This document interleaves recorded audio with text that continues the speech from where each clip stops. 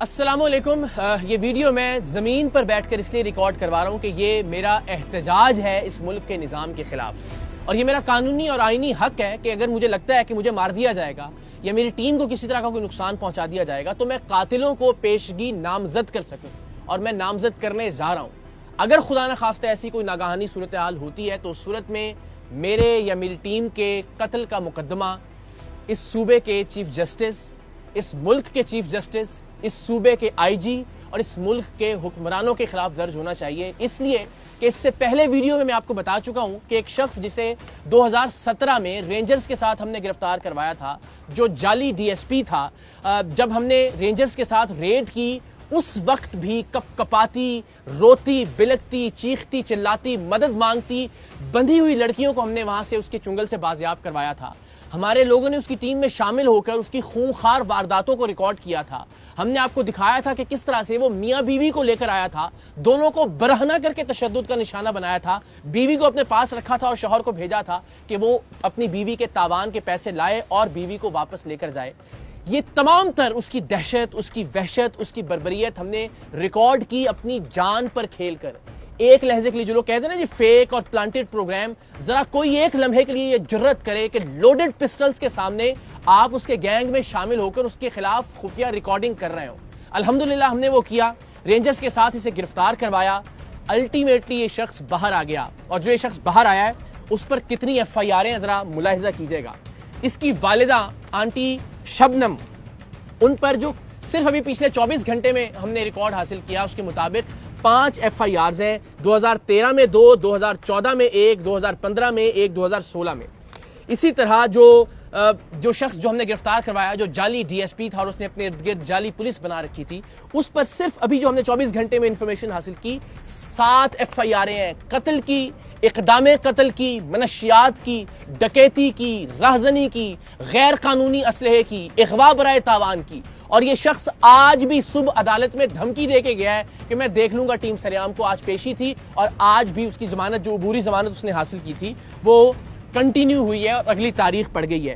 آپ اپنے ساتھ ساتھ بھی دیکھتے رہیں گے، لیکن میں آپ کو ذرا بتاتا بھی رہتا ہوں. یہ درخشاں تھانے میں 2016 میں اس پر دفعہ 324 کے تحت مقدمہ درج ہوا. یہ وجی جس جعلی ڈی ایس پی کی میں بات کر رہا ہوں، 2013 میں ہم نے تو 2016-17 میں کارروائی کی، 2013 سے اس پر مقدمات ہوتے آ رہے ہیں اور یہ شخص باہر ہے آج بھی. 2013 میں اس پر ایف آئی آر درج ہوئی. تھانہ سر سید میں پولیس کی جعلی وردی برآمد ہوئی. 170 اور 171 دفعات لگیں. 292 دفعہ کے تحت 2013 میں ایک اور مقدمہ اس پر درج ہوا، اس کی والدہ آنٹی شبنم پر درج ہوا. پھر وجی پر 2016 میں 10/5/2016 کو ایک اور مقدمہ درج ہوا 170، 171 اور دفعہ 34 کے تحت تھانہ سر سید میں. پھر 2/1/2016 کو ایک اور مقدمہ اس پر درج ہوا 292، 294، 34، 371 A کا. پھر وجی پر 2016 میں 10/5/2016 کو ایک اور مقدمہ درج ہوا سندھ آرمز ایکٹ کے تحت، جس میں ایک پسٹل 9mm برآمد ہوئی، 3 عدد لوڈڈ میگزین برآمد ہوئے اس سے.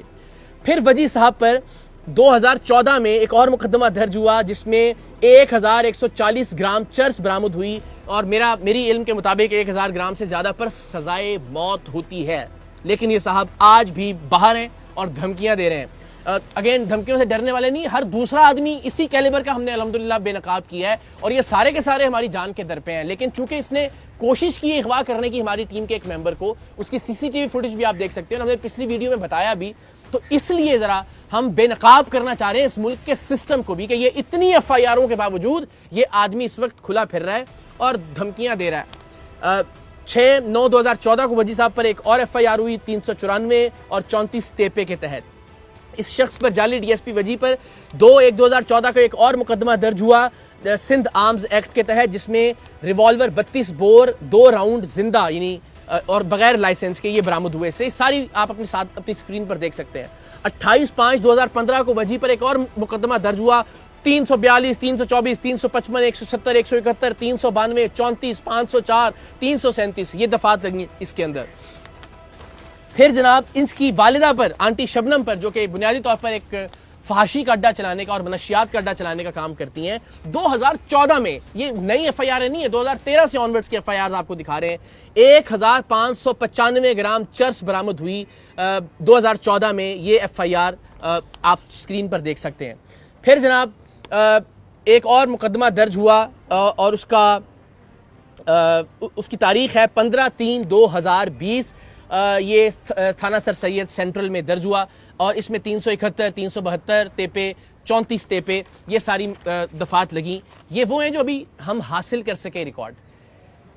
اس قدر خطرناک مجرم, قتل, اقدام قتل, منشیات, غیر قانونی اسلحہ, اغوا برائے تاوان, جسے رینجرز کے ساتھ ہم نے گرفتار کروایا, جو اس وقت باہر نکل کر ہمارے ایک ممبر کو گرفتار کر اغوا کر کے تشدد کی غرض سے اس کو بتایا کہ میں تمہیں ہب چوکی پر لے جا کر ٹکڑے کر کے ماروں گا, اور باقی ممبروں کو بھی ٹیم سریام کے. اور وہ اللہ کی مہربانی سے سی سی ٹی وی فوٹیج میں آپ دیکھ سکتے ہیں کہ جو اسے گولیاں زبردستی پستول کے زور پر کھلائی تھیں ان کا اثر زائل ہوا اور بیچارہ وہ بھاگنے میں کامیاب ہو گیا.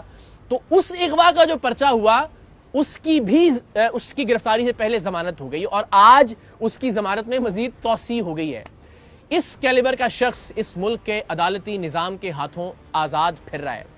ہمیں تو الحمدللہ, میں نے عرض کیا کہ یہ تو ایک بہت ہی چھوٹے لیول کا مجرم ہوگا, اس سے بڑے بڑے مجرموں کو بے نقاب کیا ہے. ہم تو جب گھر سے نکلتے ہیں تو اپنے بچوں کا ماتھا چوم کے اس نیت سے نکلتے ہیں کہ واپس پتہ نہیں آ سکیں گے یا نہیں آئیں گے, کس گولی پر ہمارا نام لکھا ہوگا. ٹیم سریام کے جتنے بھی ممبر ہیں الحمدللہ جان لٹرلی ہتھیلی پر رکھ کر بے نقاب کرتے ہیں مجرموں کو, اور ہر وقت موت کا سامنا کرنے کے لیے تیار رہتے ہیں. لیکن جو خطرناک چیز ہے, ایک تو یہ کہ ایک ایسا آدمی جس نے ٹیم سریام کی مدد کی وہ اغوا ہوا, اغوا ہونے سے وہ بچ نکلا کسی طرح سے, اور اس پر جو ایف آئی آر ہوئی اس میں اس کو ضمانت مل گئی اس مجرم کو جس پر درجنوں مقدمات ہیں, قتل کے, اقدام قتل کے, اسلحے کے, اغوا برائے تاوان کے. اور اس سے بڑھ کر یہ کہ آج بھی عدالت میں کھڑے ہو کے وہ اس شخص کو دھمکی دے رہا ہے کہ میں دیکھ لوں گا تمہیں بھی اور ٹیم سریام کو بھی.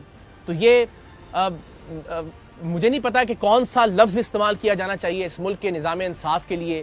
پولیس اہلکار ظاہر وہ یہی کر سکتے ہیں, انہوں نے یہ اتنے سارے پرچے دیے ہیں اس پہ. اب ظاہر عدالتوں کا کام ہے کہ اس کو سزا دی جائے, کم سے کم ایسا خطرناک آدمی باہر نہ ہو.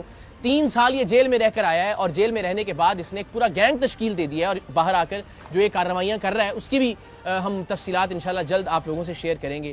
لیکن آپ سوچیں اس ملک میں کیا آپ اور میں اپنے بچوں کو چھوڑ کر مرنا پسند کریں گے ان حالات میں کہ جب ایک کرمنل اتنا طاقتور ہے, ایک فحاشی کا اڈا چلانے والی اس کی ماں اتنی طاقتور ہے کہ اتنے مقدمات میں وہ اس وقت بھی ضمانت پر ہے اور دھمکیاں دے رہا ہے. اور آج ہی اس نے ایک موبائل شاپ پر جا کر ہمارے ہی ایک ممبر کے شناختی کارڈ پر ایک موبائل فون بھی خریدا ہے اور اس کی بھی تصاویر ہمیں موصول ہو گئی ہیں.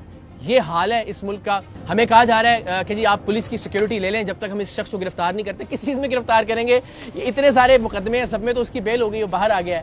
میں شکر گزار ہوں ڈی آئی جی ساؤتھ کا, ایس ایس پی ساؤتھ کا, ایس پی ساؤتھ کا, S S P investigation Rashid Brohi صاحب کا, شیراز صاحب کا, جتنے بھی احباب ہیں فون کر رہے ہیں, ہمدردی کا اظہار کر رہے ہیں, کہہ رہے ہیں جی پولیس اہلکار بھجوا دیتے ہیں آپ کے ساتھ ٹیم کے ساتھ. لیکن ہم عوام کے ٹیکس کے پیسوں سے سیکیورٹی نہیں لیں گے, ہم اپنے طور پر جو کر سکتے ہیں وہ کر رہے ہیں.